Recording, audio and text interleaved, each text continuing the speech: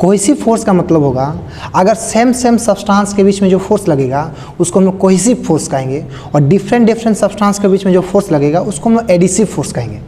आज का जो एक्सपेरिमेंट है, आज का इस एक्सपेरिमेंट से हम लोग एडिसिव फोर्स को देखेंगे और उसको हम फील करेंगे। जैसे ये एक मग है, ग्लास है मान के चलिए, इसमें अगर कोई पत्ता को हम लोग डालते हैं, कोई पेज को डालते हैं, और उस साइड का जो लेंथ होगा उसका लेंथ को कम करेंगे, और इस साइड का जो लेंथ होगा, मतलब जो लेंथ बाहर की ओर होगा उसका मान ज़्यादा होगा और जो लेंथ अंदर की ओर होगा उसका लेंथ कम होगा।